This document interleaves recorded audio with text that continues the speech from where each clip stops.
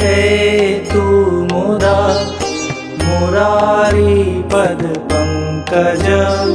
स्फुरदमन्दरेणोत्कटां तटस्थनवकानन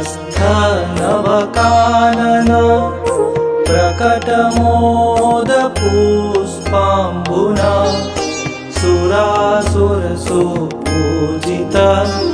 स्मरपितुः श्रियं बिभ्रतिं कलिन्दगिरिमस्तके पतदमन्दपूरोज्ज्वला विलासगमनोल्लसत् प्रकटगण्डशैलोन्नता सघोषगतिदन्तुरा